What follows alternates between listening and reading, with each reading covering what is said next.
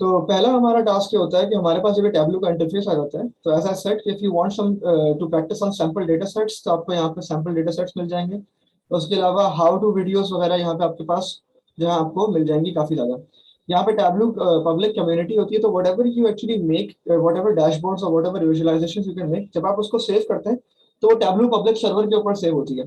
Tableau public server के ऊपर आपका एक अपना अकाउंट होता है, और उस अकाउंट के ऊपर you can actually go on and मैं आपको दिखाता हूँ। जैसे टैबलू पब्लिक में खोलता हूँ, और वहां पे जाके आप अपनी विजुअलाइजेशंस को व्यू कर सकते हैं, उनका यूआरएल जो है किसी से शेयर कर सकते हैं। और वो basically it's like a GitHub for data visualisations. आपको साइन इन करना पड़ेगा, और जो भी आप अपनी विजुअलाइजेशन सेव करेंगे वो आपके कंप्यूटर में सेव नहीं होगी, वो टैबलू पब्लिक के ऊपर सेव होगी। फिर टैबलू पब्लिक के ऊपर आप उसकी वर्कबुक को जो है वो डाउनलोड कर सकते हैं, या उसको as a power point download कर सकते हैं। तो ये मेरा अपना अकाउंट है टैबलू पब्लिक का। तो मैंने जितनी भी टैबलू पब्लिक पे विजुअलाइजेशंस बनाई हैं, वो सारी की सारी मेरे पास यहाँ पे आ जाएंगी मेरे अकाउंट पे। So these are some of the things that I've already made. जैसे कि ये डैशबोर्ड हो गया, ये पी फॉर पटाओ का डैशबोर्ड है, नादर अली की वीडियोस का। और इसके अलावा ये हमारे पास पेशेंट्स का डेटा है, पेशेंट का वेटिंग टाइम हमारा कितना होता है किसी भी हॉस्पिटल के अंदर पर्टिकुलर। ये भी ऑनलाइन अवेलेबल डेटा सेट्स है जिनको मैंने यूज़ करके ये डैशबोर्ड्स बनाए हैं। तो विदाउट फर्दर अडू, यहाँ पे हमारे पास डेटा सोर्स कैरेक्टर्स होते हैं। हम पीडीएफ फाइल में से डेटा को एक्सट्रैक्ट कर सकते हैं, माइक्रोसॉफ्ट एक्सेस की डेटाबेस में से जेसॉन का डेटा अगर वेब से एक्सट्रैक्ट कर रहे हैं तो कर सकते हैं। गूगल शीट्स को कनेक्ट कर सकते हैं, और अगर हमारे पास कोई डेटा कनेक्टर मौजूद है उसको भी हम कनेक्ट कर सकते हैं। So what we can do here is we can say कि मुझे माइक्रोसॉफ्ट एक्सेल से डेटा फाइल कनेक्ट करनी है, और मुझे सैंपल सुपरस्टोर कनेक्ट करना है। तो यहाँ पे मैं सैंपल सुपरस्टोर तो कनेक्ट करूंगा, तो मेरे पास ऑटोमेटिकली उस पूरे एक्सेल फाइल के अंदर जितने भी टेबल्स थे वो यहाँ पे मेरे पास लेफ्ट पे लिखे हुए आ रहे होंगे। तो दीज आर माई 3 टेबल्स। मैं इनको यहाँ पे ड्रैग कर सकता हूँ। जब मैं इनको ड्रैग करूंगा तो ये मेरा डेटा व्यू आ जाएगा। तो ये सारा मेरा डेटा मौजूद है यहाँ पर। और इस डेटा के साथ साथ मेरे पास यहाँ पे मैं इनका अगर कॉलम व्यू देखना चाह रहा हूँ, ये कॉलम्स मेरे पास, ये फील्ड नेम्स मेरे पास ये मौजूद है। अगर मैं चाहूँ तो मैं इनके दरमियान रिलेशनशिप्स भी स्टैब्लिश कर सकता हूँ। हम लोगों ने जॉइंट्स पढ़े थे उसके अंदर, एसक्यूएल के कॉन्सेप्ट के अंदर। तो इसके अंदर जो है ऑटोमेटिकली जॉइन डिटेक्ट हो सकता है अगर इन दोनों के अंदर सिमिलर की हो, तो मैं की बेसिस के ऊपर इनके दरमियान इन दो टेबल्स को कनेक्ट कर सकता हूँ। फॉर एग्जांपल मुझे ऑर्डर्स और रिटर्न्स के दरमियान कनेक्शन स्टैब्लिश करना है, तो यहाँ पे जो है मेरे पास रिटर्न की जो ऑर्डर की आईडी जो है वो रिटर्न्स के अंदर भी मौजूद है। तो रिटर्न जो जो ऑर्डर रिटर्न हुए थे वो सारी आईडीज मेरे पास यहाँ पे आ रही हैं। तो इसका मतलब है मेरे पास डेटा कनेक्ट हो गया। If I want to just view one table, मैं इसको क्लिक कर दूंगा तो ये टेबल मेरे पास आ जाएगा। इस टेबल को व्यू करना चाह रहा हूँ तो ये टेबल मेरे पास आ जाएगा। तो वो आईडीज आ रही है जो कि ऑलरेडी रिटर्न, जिन्होंने अपने ऑर्डर्स को रिटर्न भी किया है। इस कनेक्शन को मैं जो है चेंज कर सकता हूँ इस तरीके से। इसको एडिट करना चाहूंगा तो यहाँ पे मेरे पास ऑर्डर आईडी और ऑर्डर रिटर्न्स का रिलेशनशिप है। मैं ऑर्डर आईडीज को किसी और भी उससे कनेक्ट कर सकता हूँ अकॉर्डिंगली। तो यहाँ पे मेरे पास लेफ्ट टेबल के कॉलम्स आ रहे हैं, यहाँ पे राइट टेबल के कॉलम्स आ रहे हैं, और यहाँ पे मेरा रिलेशनशिप आ रहा है।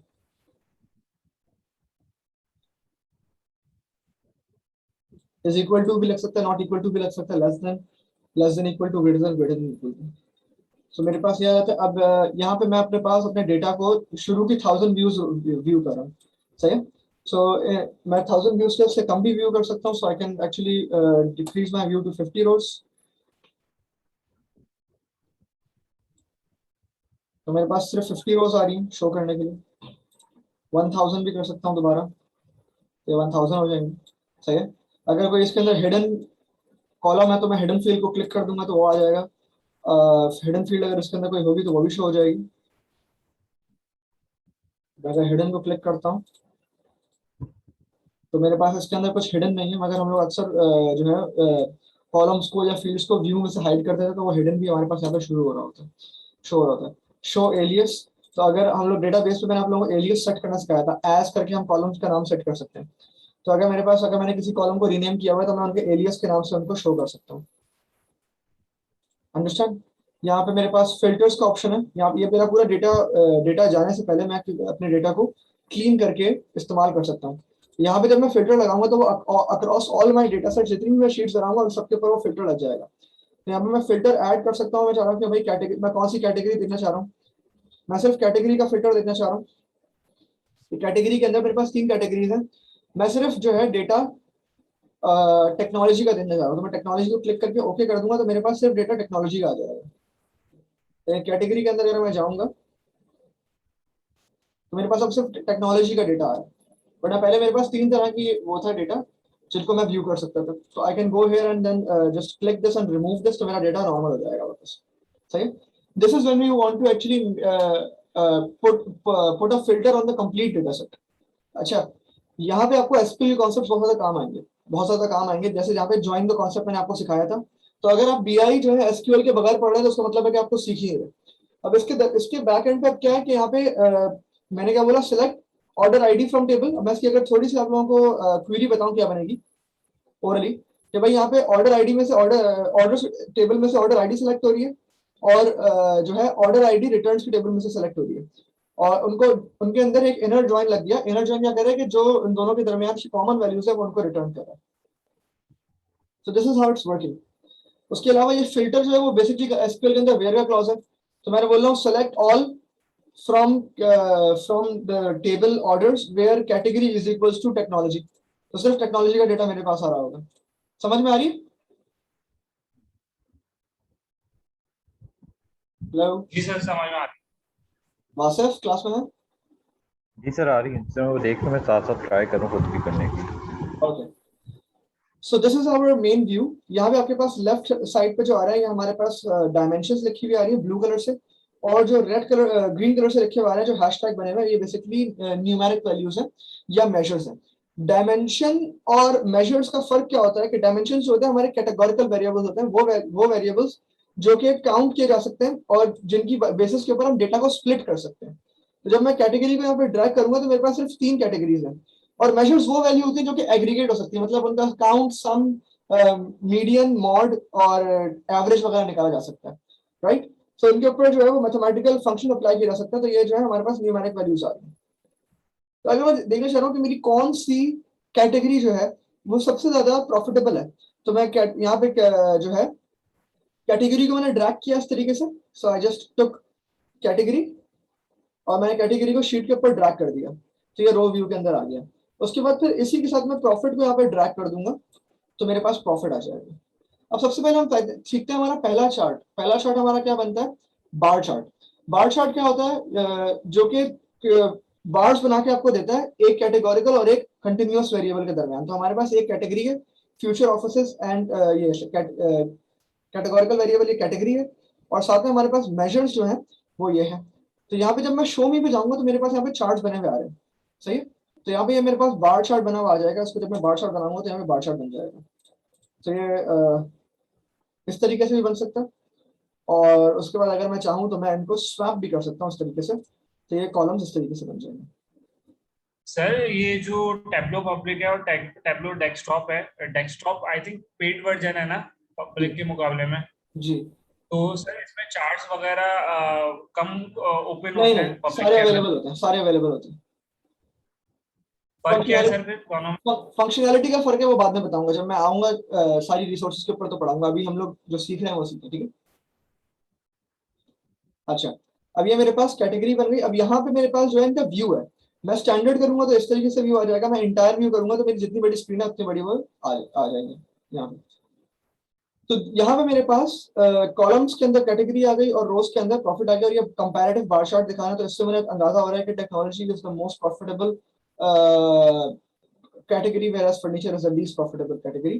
What I can do is मैं यहाँ पे प्रॉफिट को एज टेक्स्ट भी ऐड कर सकता हूँ, तो मेरे पास इनकी जो वैल्यू होगी वो लिखी हुई आ जाएगी।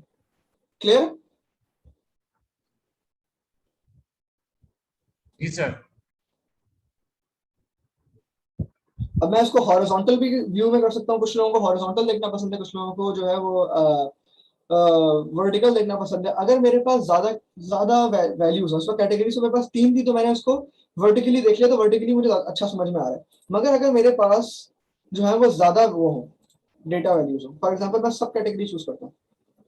यहाँ पे सब कैटेगरी को मैंने डाला तो मेरे पास सब कैटेगरी में ज्यादा वैल्यूज आ रही है। तो मैं देख रहा हूँ सब कैटेगरी में सबसे ज्यादा प्रॉफिटेबल कौन सी थी, तो मैं यहाँ पे प्रॉफिट को उठाता हूँ और प्रॉफिट को यहाँ पे ड्रैग कर देता हूँ। अब मैं अगर इसका बार चार्ट बनाता हूँ, ये बार चार्ट, तो यहाँ पे इतनी सारी कैटेगरीज को वर्टिकली व्यू करना थोड़ा मुश्किल है, तो इससे अच्छा हम हॉरिजॉन्टली देख सकते हैं. So what we can do is we can use this swap function to make horizontal bar charts. तो ये horizontal बन गए. अच्छा, यहाँ पे जो ये लेफ्ट पे लिखे हुए आ रहे हैं इनको हम एक्सक्लूड कर देते हैं फिलहाल, ये क्योंकि ये लॉस दिखा रहे हैं मुझे, तो इनको मैं एक्सक्लूड कर देता हूँ और इसको भी एक्सक्लूड कर देता हूँ.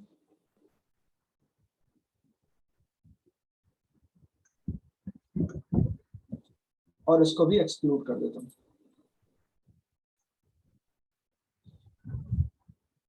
So now I have this. मैं इसको अब यहाँ पे आपके पास जो है असेंडिंग और डिसेंडिंग ऑर्डर का फंक्शन है. अगर आप चाह रहे हैं कि आप टॉप टू बॉटम देखें तो आप डिसेंडिंग ऑर्डर में कर दें, बॉटम टू टॉप देखना है तो असेंडिंग ऑर्डर में कर दें. तो यहाँ पे हमारे पास जो व्यू है ये हॉरिजॉन्टल बार चार्ट्स का, हमें एक बहुत ज्यादा कैटेगरीज हो तो हम हॉरिजॉन्टल बार चार्ट बना के कंपैरिजन कर सकते हैं. अंडरस्टैंड? सर एक क्वेश्चन है, ये जो आपने एक्सक्लूड की है वैल्यू, तो इसमें डेटा से ही हमारी वैल्यू चली गई है या फॉर द टाइम बीइंग ये चार्ट से गई है वैल्यू? अच्छा, टैब्लू आपको जो है वो हर उसके अंदर एक अलग व्यू बना के दे रहा होता है. तो यहाँ पे एक अलग, ये एक कंप्लीटली डिफरेंट व्यू है. जैसे एसक्यूएल के अंदर डेटाबेस चेंज नहीं हो रही होती, उसी तरह टैब्लू के अंदर जो है वो जो आपका डेटा सेट है वो चेंज नहीं हो रहा है.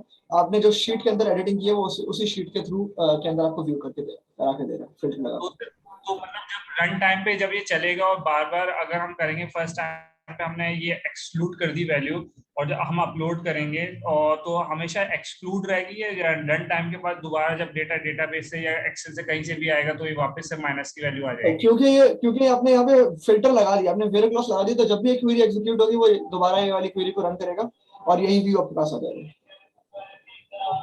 क्लियर है? यहाँ तक समझ में आया? मैं यहाँ पे मेरे पास ये जो है ये पेन है, एडिटिंग पेन. यहाँ से मैं बार्स का साइज बड़ा और छोटा कर सकता हूँ अकॉर्डिंगली, अगर मुझे जरूरत है तो यहाँ पे मैं साइज इनका चेंज कर सकता हूँ. लेबल के ऊपर मैंने जो है जी पूछिए. सर ये बस उधर से टेबल से सिलेक्ट करके और उधर से बार चार्ट वाला सिर्फ ये सिलेक्ट किया और कुछ नहीं, मतलब इसके पीछे सिर्फ एसक्यूएल क्वेरी ही चल रही है? दोबारा बोलिएगा, आवाज नहीं आ रही आपकी.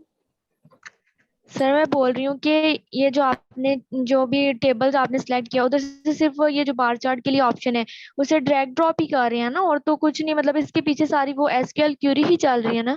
बिल्कुल ऐसे ही. तो यहाँ पे क्या है, ये बन गया हमारे पास हॉरिजॉन्टल बार चार्ट्स. इसके अंदर हम एट अ ग्लांस व्यू कर सकते हैं कि कॉपीराइट जो है वो सबसे ज्यादा प्रॉफिटेबल है, फिर फोन है एंड देन एक्सेसरीज है. उसके ऊपर फिर हम लोग देख सकते हैं लीस्ट प्रॉफिटेबल हमारे पास फास्टनर्स है. अंडरस्टैंड? बेसिकली अभी हम क्या कर रहे हैं, हम लोगों ने जो इसकी क्वेरी लिखी है वो क्वेरी ये लिखी है कि भाई सेलेक्ट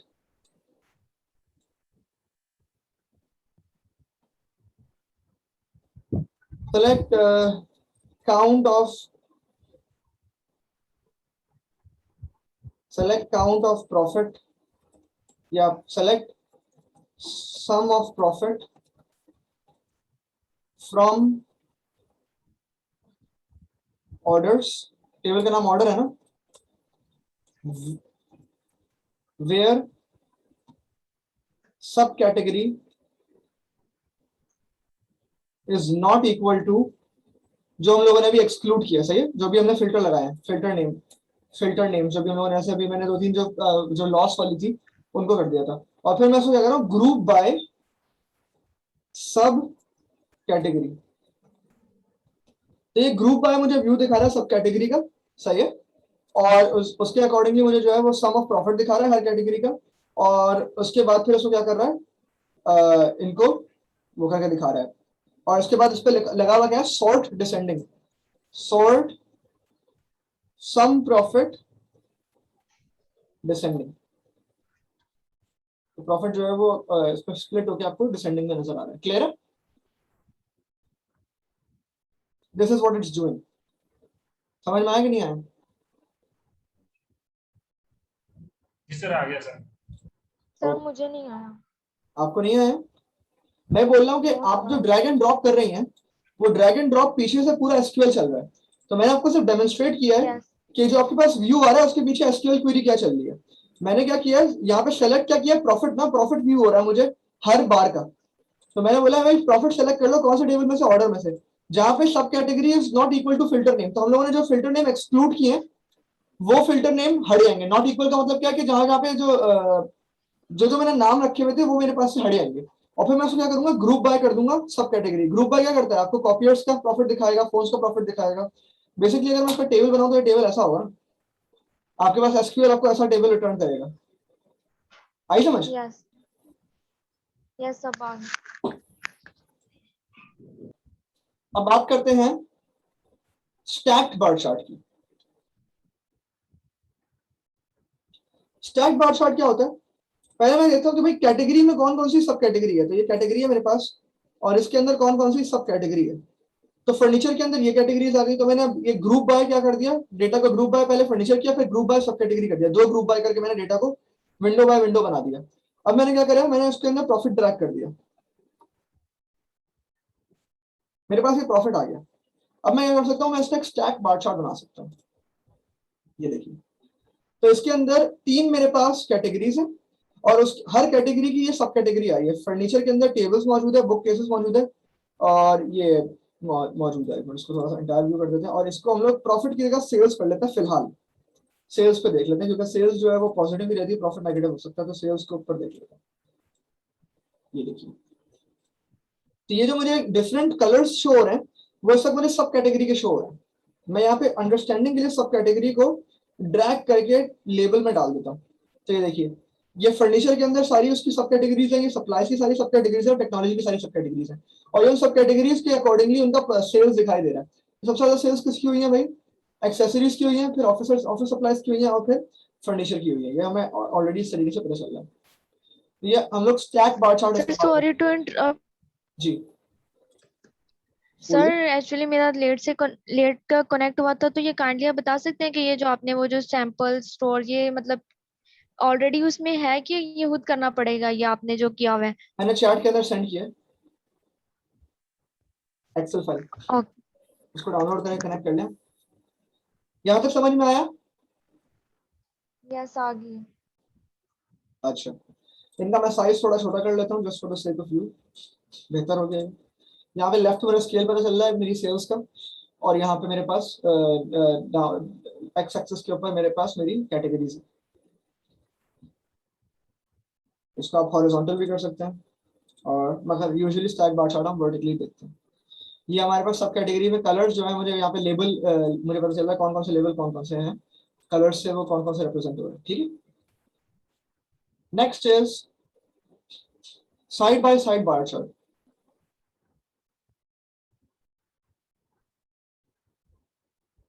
साइड बाय साइड क्या करता है,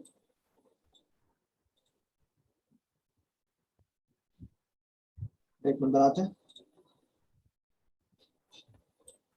एक मिनट।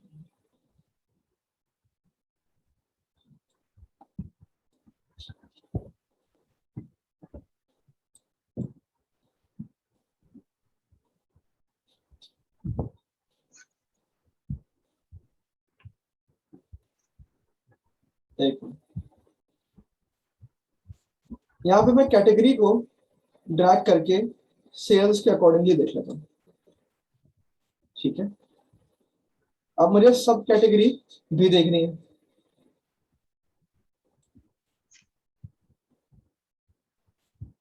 ये आ गई। एक और व्यू का तरीका ये कि मैं इसका साइड बाय साइड चार्ट देख लूँ। तो यहाँ पे साइड बाय साइड में क्या होता है, इसको मैं असेंडिंग ऑर्डर में कर देता हूँ चेंज। तो यहाँ से क्या होगा कि यहाँ पे मेरे पास तीन कैटेगरीज आ गई, और यहाँ पे मेरे पास उन तीनों की परफॉर्मेंस आ गई। अब मैं यहाँ पे सब कैटेगरी का कैटेगरी के अंदर कैटेगरी को कलर्स के अंदर ड्रैग कर देता हूँ। तो ये देखिए, मेरे पास रेड से जो है टेक्नोलॉजी शो हो रही है, ऑफिस सप्लाई शो हो रहा है, फर्नीचर शो हो रही है, और एक्स एक्सेस के ऊपर उनकी जो है वो सब कैटेगरीज शो हो रही है। और उन सबकी कैटेगरीज के अंदर जो सबसे बेस्ट परफॉर्मेंस थी वो शो हो रही है। जैसे फर्नीचर के अंदर जो है चेयर सबसे ज्यादा सेल्स करती हैं, और टेक्नोलॉजी के अंदर फोन सबसे ज्यादा सेल्स ला के देते हैं, और बाकी जो है ये ऑफिस सप्लाईज के अंदर ये मेरे पास व्यू आ रहा है। तो ये साइड बाय साइड चार्ट्स कहलाते हैं।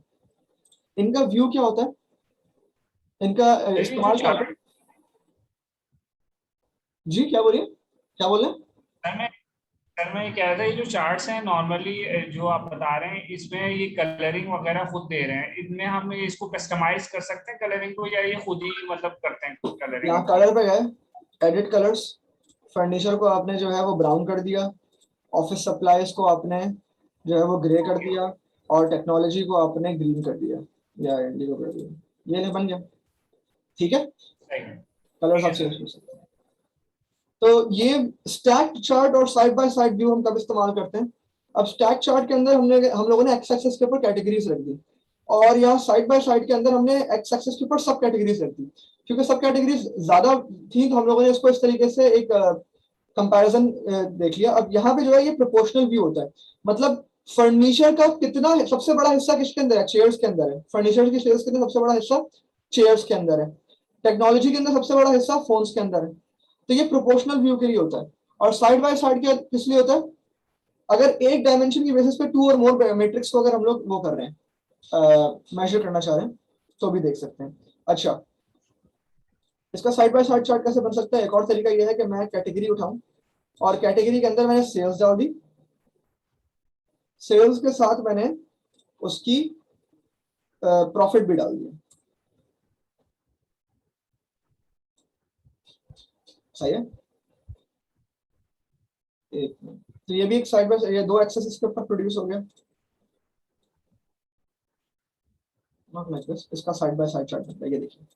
अब मेरे पास अगर दो मैं कैटेगरीज को मेजर करना चाह रहा था, तो असल जो इसका इस्तेमाल होता है वो ये होता है दैट मैं दो मेजर्स के ऊपर उसको कंपेयर करवा लूं। फॉर एग्जांपल, फर्नीचर का प्रॉफिट इतना कम है और सेल्स इतनी ज्यादा है, ऑफिस सप्लायर्स का प्रॉफिट इतना कम है और सेल्स ज्यादा है। तो अब मैंने दो मेजर वैल्यूज को जो है वो कंपेयर करवा लिया, उसकी प्रॉफिट और सेल्स।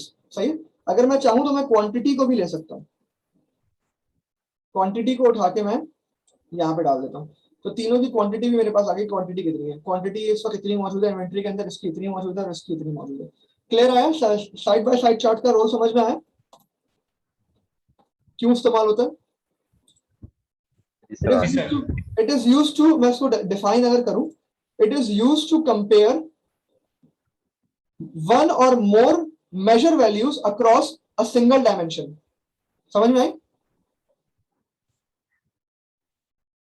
जी सर। ओके, इकरा आपकी समझ में आई? सर मुझे थोड़ा थोड़ा समझ आ रहा है। क्या समझ में आ रहा है मुझे बताएं जल्दी से। सर ये आप जो चार्ट्स पढ़ा रहे हैं उसमें आपने बताया कि साइड बाय साइड चार्ट का और उसके बाद बार चार्ट का, ये मतलब अभी इतना नहीं समझ मुझे आ रहा, पता मुझे नहीं क्यों। मुझे ये बताया कि शायद स्टैक चार्ट और जो बार चार्ट है, ये स्टैक चार्ट और ये साइड बाय साइड चार्ट जो है, इन दोनों का यूज क्या है? कहाँ पे इस्तेमाल होता है? यानी अगर मुझे क्या कहाँ पे इस्तेमाल करूंगा मैं? दोनों चार्ट्स हैं, सर दोनों बन सकते हैं। साइड बाय साइड चार्ट को आपने बोला कि वन डिमेंशन के लिए जो आप डिफाइन कर रहे थे। क्या बोल रहा था, बताओ दोबारा। सर मतलब कि डेटा को वन डिमेंशन में डिस्प्ले कराने के लिए आप ये बोल रहे थे। नहीं, ये नहीं बोल रहा था मैं। मुझे और कोई बताएगा? वासिफ?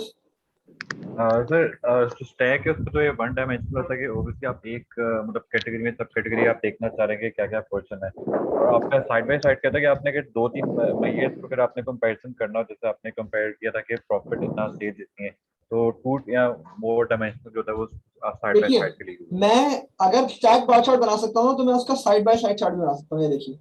मगर मैं कब साइड बाय साइड चार्ट इस्तेमाल करूंगा और कब स्टैक चार्ट इस्तेमाल करूंगा? जब मुझे प्रोपोर्शन देखना है कि भाई फर्नीचर के अंदर ऑफिस सप्लाईज का क्या प्रोपोर्शन है। सही है।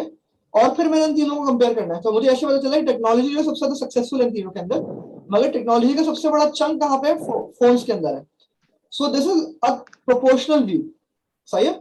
मगर अगर मुझे ये देखना है कि फर्नीचर का प्रॉफिट, क्वांटिटी और सेल्स कितना है, तब मैं साइड बाय साइड इस्तेमाल करूंगा। मतलब ये कि मेरे पास तीन मेजर्स हैं और एक डायमेंशन है, मल्टीपल मेजर्स और एक डायमेंशन अगर मैं व्यू करने के लिए देख रहा हूं तो मैं साइड बाय साइड चार्ट इस्तेमाल करूंगा। क्लियर है? यस, क्लियर हो गया। क्लियर हो गया। अब हम बात करते हैं हिस्टोग्राम की।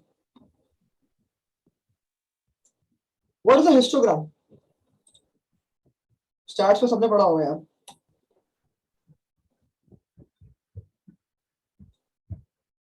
हिस्टोग्राम बताएगा कौन कोई क्या होता है? सर पढ़ा था लेकिन अब याद नहीं है। अच्छा, a histogram is basically a chart, a bar chart that shows the frequency of the distribution. तो फॉर एग्जांपल मैं कहता हूं कि भाई इसको मैंने यहाँ पे कन्वर्ट कर दिया, मैंने एक मेजर को ड्रॉप किया और मैंने उसको हिस्टोग्राम बना दिया, सही है। अब यहाँ पे मेरे पास इंटरवल्स आ रहे हैं 0 से लेके 1.5 तक, एक एक मेरे पास इंटरवल बन गया, या हम लोग स्टैट्स बनाते थे ना, फिर 2 से लेके 3.5 तक एक इंटरवल बन गया। मैं क्वांटिटी बिन में जाके इसको 1 का बना देता हूँ, एडिट बिन साइज 1.77 है ना, मैं 1 का बिन बना देता हूँ। ये देखिए, अब ये क्या दिखा रहा है मुझे, इसका मैं कलर कर देता हूँ ग्रीन।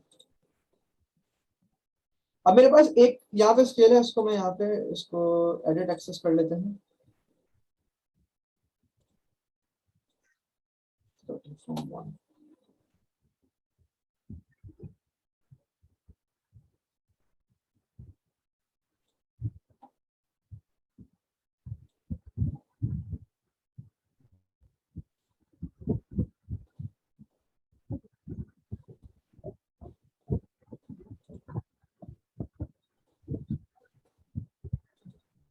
अब इसको जरा देखते हैं। यहाँ पे बेसिकली फ्रीक्वेंसी क्या होती है हमारे पास, जो है हम लोग इंटरवल्स बनाते हैं। ये एक बार जो है इसके अंदर कहां से कहां तक एक बार की वैल्यू क्या होगी, 1 से लेकर 2 तक, तो 1 से लेकर 2 तक मेरे पास एक बार बन गया। मतलब इसके अंदर जो है कितनी वैल्यूज है, 898, यानी ऐसे मेरे डेटा सेट के अंदर क्वांटिटी उन लोगों की क्वांटिटी जिन्होंने सिर्फ 1 क्वांटिटी बाय की है, उनकी तादाद कितनी है, 899। फिर ऐसे लोग जिन्होंने 2 क्वांटिटीज बाय की है, उसकी तादाद क्या है, 2402। ऐसे लोग जिन्होंने 3 आइटम्स बाय किए हैं, वो कितने लोग हैं, इतने 2409। तो ये बेसिकली एक्स एक्सिस के ऊपर मेरे पास एक इंटरवल आ गया, फ्रीक्वेंसी आ गई कि भाई एक आइटम बाय करने वाले कितने लोग थे, इतने लोग थे। 2 आइटम बाय करने वाले कितने लोग, इतने लोग हैं। 3 आइटम बाय करने वाले कितने लोग, इतने लोग हैं। तो ये मुझे शो कर रहा है कि मेरी 1 से लेके मेरा मैक्सिमम स्केल क्या है, 15 तक है। तो मेरे पूरे डेटा सेट में लोग या तो एक से लेके 15 तक आइटम खरीदते हैं यूजुअली, सही है। ये मेरी डिस्ट्रीब्यूशन में दिखाई दे रही है कि मैक्सिमम मिनिमम वैल्यू क्या है, 1 है, और मैक्सिमम वैल्यू क्या है, 15.5 है। तो इसके दरमियान ये पूरी रेंज है, इसके दरमियान 1 2 3 4 5 6 7 8 9 10 11 12 13 14 15, तो यहाँ तक 14 तक कितने लोग कितनी चीजें खरीदते हैं। तो आप देख रहे हैं कि सबसे ज्यादातर लोग जो है वो 2 या 3 सामान मेरे सुपर स्टोर में से खरीदते हैं। ये मुझे मेरे डेटा की डिस्ट्रीब्यूशन बताती है। आ रही है समझ मेरी बात? हेलो जी सर। तो यहाँ पे सबसे कम मेरे पास क्या है, 14 लोग, जो 14 आइटम खरीदने वाले सिर्फ 29 लोग हैं मेरे डेटा सेट के अंदर जिन्होंने आके 14 आइटम खरीदे। तो this is actually showing me the distribution of my data, कि मेरा डेटा किस तरीके का है। जब भी हम डेटा एनालिसिस कर रहे होते हैं तो हमारे पास इस तरह की डिस्ट्रीब्यूशन आती है, इस तरह की डिस्ट्रीब्यूशन हमें डिस्ट्रीब्यूशन बताती है कि डेटा की जो है वो स्प्रेड कैसी है। आइडियली जो है वो हमारे पास जो डेटा बनना चाहिए वो बेल कर्व बनना चाहिए, नॉर्मल डिस्ट्रीब्यूशन होनी चाहिए इस तरीके से कि जो एवरेज है वो यहाँ पर आए बीच में, सबसे ज्यादा वैल्यूज बीच के अंदर हो, फिर लेफ्ट और राइट जो है वो इवनली स्प्रेड हो, इसको नॉर्मल डिस्ट्रीब्यूशन कहते हैं। मगर ये डिस्ट्रीब्यूशन कैसी आ रही है हमारे पास, यूं करके आ रही है, टॉप इसका यहाँ पर है, फिर ये नीचे की तरफ जा रही है इस तरीके से। तो ये जो है मेरे पास स्क्यूड है, किसकी तरफ, राइट स्क्यूड डिस्ट्रीब्यूशन है। अगर मैं आपको दिखाऊं राइट स्क्यूड डिस्ट्रीब्यूशन दिखती कैसी है,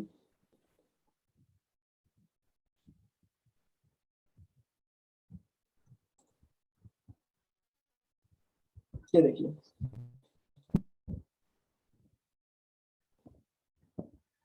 राइट स्क्यूड जो होता है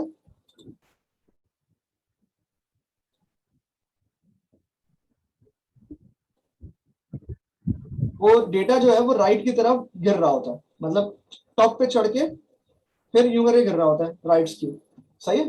तो ये मेरे पास इस तरीके का मुझे व्यू दिखा रहा है, तो ये राइटली स्क्यूड है। मतलब ये कि वैल्यू पहले राइज कर रही है फिर नीचे की तरफ जा रही है, ठीक है, कम होती जा रही है, टॉप पे जाके आहिस्ता आहिस्ता नीचे होती जा रही है। तो मेरा जो मीन है वो तकरीबन, मीन ऑफ क्वांटिटी जो है वो तकरीबन 2.5 से 3 के दरमियान है। This is my mean. मैं आपको करके दिखाता हूँ, ये देखिए। अगर मैं क्वांटिटी को यहाँ पे ड्रैग करूं और इसको मैं टेक्स्ट में कन्वर्ट कर दूं, ये देखिए इसमें क्वांटिटी क्या है, 3873। मैं चाह रहा हूँ कि मुझे उसका एवरेज पता चल रहा है, तो ये देखिए 3.7 बन रहा है, 3.79। इसका मतलब क्या है कि मेरा टोटल डेटा सेट में जो ये जो मुझे शो कर रहा है, इससे मुझे मेरा वो पता चल गया, मीन। सही है? समझ में आ रही है कि नहीं आ रही है? थोड़ी स्टार्ट हो रही है, मगर इसको एज अ डेटा एनालिस्ट जानना जरूरी है। क्लियर है यहाँ तक? दिख रहा? यस सर, क्लियर है। अच्छा, इसी को मैं अगर यहाँ पे मीडियन देखना चाहूँ तो इसका मैं मीडियन देखूंगा तो मीडियन भी इसका ऐसा ही कुछ करीब करीब ही होगा। ये देखो 3 मीडियन है यहाँ पे। इसका मतलब ये है कि राइट स्क्यू की डिस्ट्रीब्यूशन मीन मीडियन इसका करीब करीब ही होता है, और थोड़ा सा ज्यादा मॉड होगा इसका। तो मॉड थोड़ा सा मेरा ख्याल ज्यादा होगा इसका, अराउंड 3.9 या 4 के करीब मेरा मॉड होगा। अगर मैं काउंट को इसको मैं मॉड में तो मैं कन्वर्ट नहीं कर सकता, यहाँ पे मैं इसको डायमेंशन बनाना पड़ेगा। मेजर में क्या है? Average, count, distinct, standard deviation, variance. इसके लिए मैं इसका मॉड निकालने के लिए मुझे क्या करना पड़ेगा? इसको पहले वो करना पड़ेगा, कन्वर्ट टू डायमेंशन। पहले इसको कॉपी कर लेते हैं यहाँ से, डुप्लीकेट, और इसको हम कर देते हैं कन्वर्ट टू डायमेंशन। अब इसको यहाँ पे उठा के टेक्स्ट में डालते हैं, तो इसमें सबसे ज्यादा अकरिंग वैल्यू कौन सी होगी?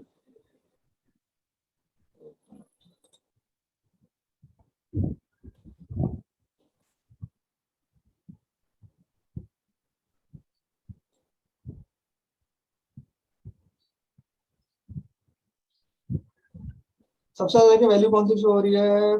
देखो 4 4 3 3 2 2 1 1 1 1 1 2 3 4 5 6 7 8 9 10 11 12 13 14 15।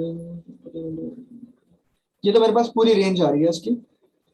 इसका मॉड जो है, वैसे इसमें मॉड का कैलकुलेशन का तरीका मैं बता दूंगा, बट इसका मॉड जो है वो तकरीबन 4 के करीब कुछ होगा इसका मॉड। सबसे ज्यादा मोस्ट अकरिंग वैल्यू जो है वो मॉड होगी इसके अंदर।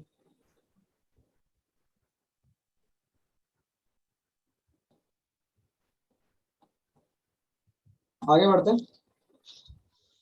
अब हम आते हैं, बार चार्ट हमारा खत्म हो गया, तो अब हम लोग लाइन चार्ट बनाते हैं।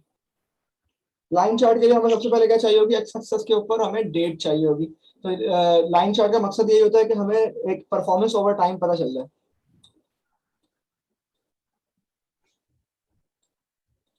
अच्छा, हिस्टोग्राम आ गया, इसको डिलीट कर देते हैं।